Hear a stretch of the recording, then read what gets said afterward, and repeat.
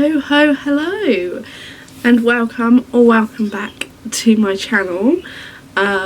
Today, as you can probably tell by my glorious Santa hat, this is my Christmas reading vlog. So just a quick little rundown. I don't like Christmas rom-com romance cliche books. I can't do them, but I have the TBR for this video right here. So we are going to be doing the 12 Days of Murder, which is like a Christmassy themed murder mystery thriller, I think. The Wake Up Call, which for some reason I have in my head that it's set at Christmas. I could be really wrong about that. I don't know where I got that from, but that is on the TBR. I'm hoping that I'm right. We'll see. And then finally we have Murder at Holly House, which again is kind of Christmassy-esque, but they're not too heavy on the Christmas, but they're set there. So I think we'll start with 12 Days of Murder, then do Wake Up Call to break it up, and then we will go to Murder at Holly House. So let's just make a start with 12 Days of Murder.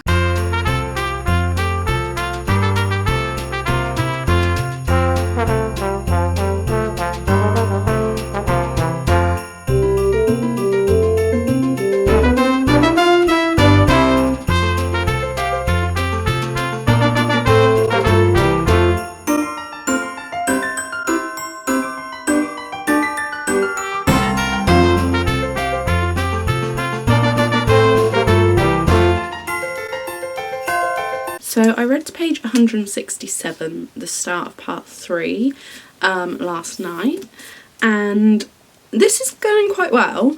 It's not feeling like it's going to be the greatest thing ever and like a 5-star, but for the festive time of year and the sort of read that I was after, it's actually quite good. So we're following 6 friends. So the main person that we're following is Charlie.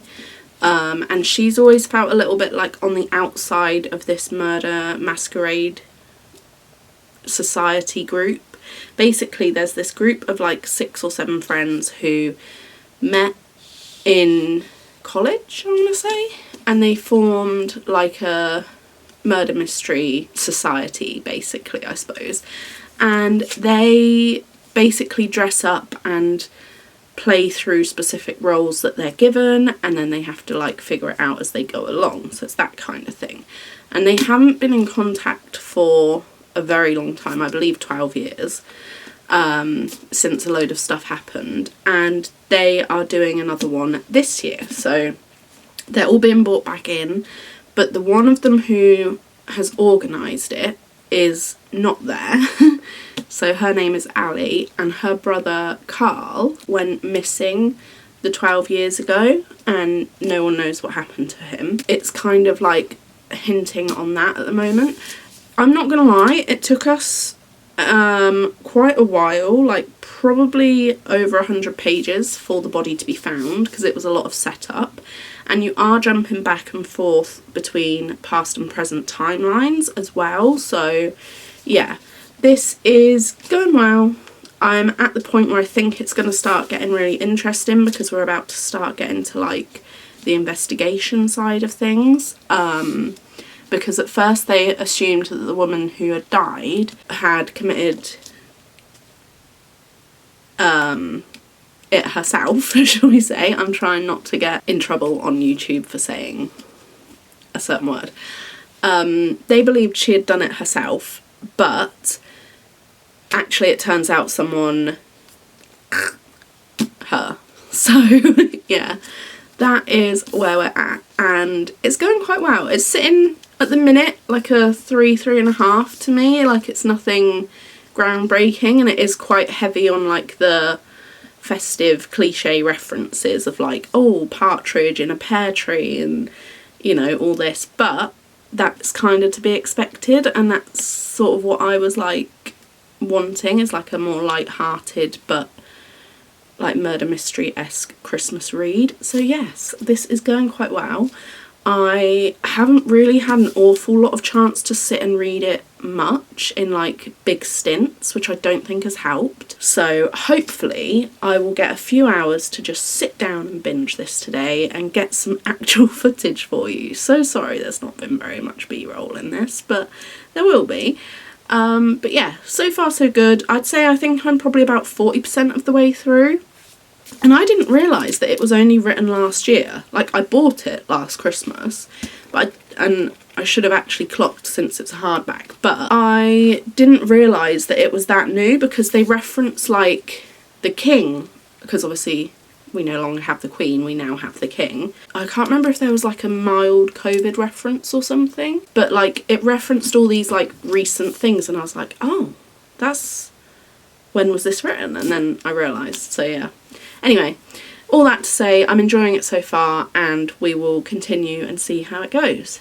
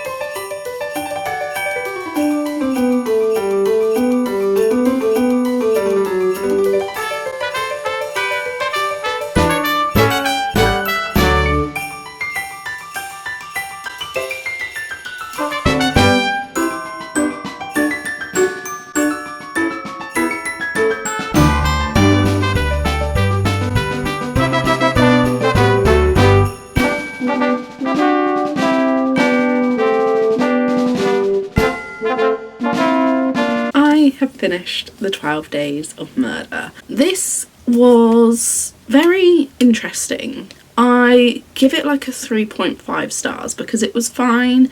It wasn't anything like overly groundbreaking, but if I read this obviously at any other time of the year, then I think I would have not enjoyed it as much because it's obviously very festive themed. I didn't realise it was going to be that heavy on like the festive, not really cliches, but like references and things. So yeah, as I said earlier, we're following a group of friends who have this like murder masquerade society when they're at uni, and then this is 12 years following on from that after one of them disappeared the 12 years ago.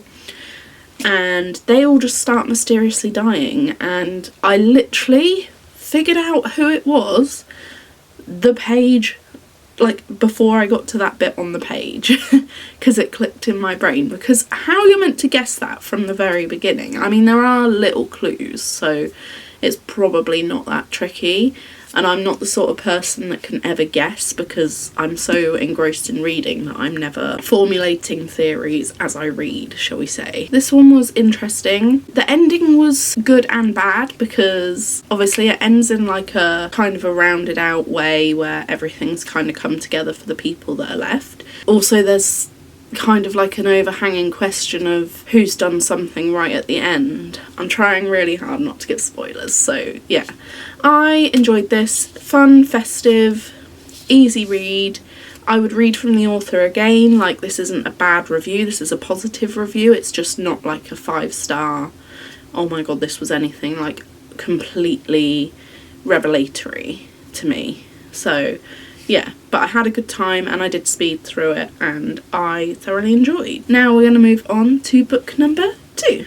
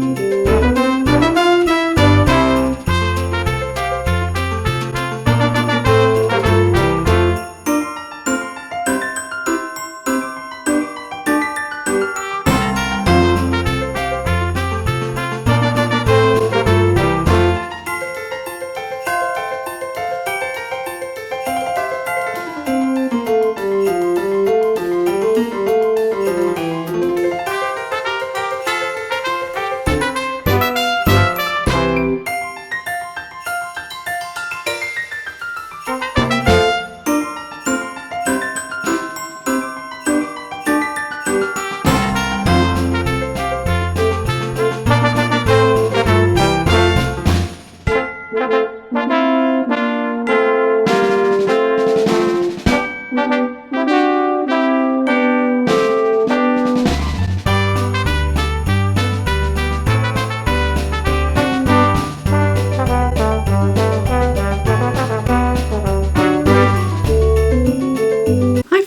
just popping on to give you an update. So I am currently 161 pages into the wake up call. I'm really enjoying this. I'm probably like 40% of the way through, I think, maybe. I really like, you can tell it's set at Christmas, but like it's not too cheesy, which is really nice. And I really like how she writes. Because I do feel like a lot of her romances, they're not like really smut heavy like the cheesy rom-coms that you get. Like, I feel like it is a bit more sort of fiction-y, like general fiction-esque with romance subplot, and I'm really enjoying it. So this one is going great and I'm having a brilliant time. The only issue that I'm having is that I'm currently in the midst of Bookmas trying to film and edit and do so much art for videos that I'm not really having an awful lot of time to sit down and binge it. So I think potentially dangerous area for me, but we might get two on the go at once, because this one, the audiobook isn't on Spotify. The audiobook for this one is available on Spotify, so I'm going to have a very art-centred, art-filled day for videos, and so I can't physically read whilst I'm painting. So I'm thinking we might start cracking on with the audio of this one whilst I'm doing art, so I'm still making progress with this video at the same time, and then when I take breaks I can sit and physically read this one. I do want to read a bit of this physically as well. We're going to have both on the go at once and see how I get on. Hopefully it'll go well.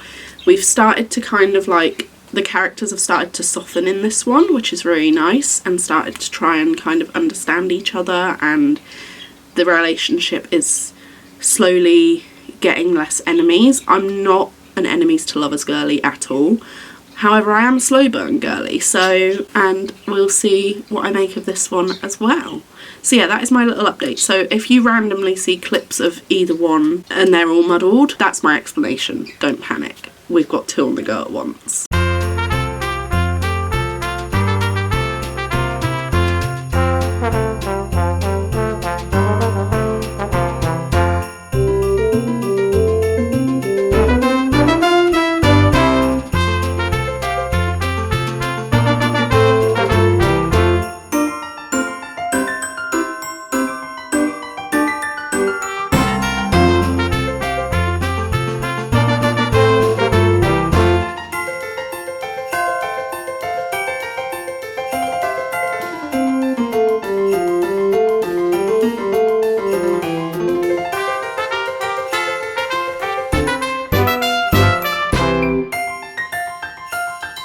I fear I have been quite poor on the updates, so apologies. Let's start with, okay, I finished this one first, so we'll start with Murder at Holly House. I'm so sorry that there was like no footage of this. I filmed some art videos for this channel, which you will have already seen before this video, like designing Christmas cards and painting baubles and things, and I listened to the audiobook of this whilst I did that and got through it in like 2 days. Do I fully remember everything that happened and completely comprehend it? No, and honestly I think that's on me, because I shouldn't have listened to it whilst doing art, because I cannot concentrate on two things at once. Whenever I listen to an audiobook, as soon as my concentration dips out a little bit, well, that's when I know I'm in trouble, and that happened with this. I do have like a pretty decent recollection of what happened, but it just isn't super clear in my memory. However, I gave it like a 3 stars, because just like the 12 Days of Murder, it was fine. It was a fun time. It was a little bit like festive and a little bit didn't take itself too seriously, basically. And then the Wake Up Call, I gave a 4.25. I really enjoyed this one. I loved their banter. It contains some stuff that I don't like in romances and some stuff that I do, but tell me why I still love this. Probably my second favourite of hers, if not on par first with the No Show. But yes, overall a very successful video. So we read these 3 lovely, wonderful books, and I had a great time, and they were all fairly festive and got me in the festive spirit. So yes, if you enjoyed this video, please give it a like. I hope you did. Remember to subscribe if you haven't already, and hopefully I'll see you in another video very soon.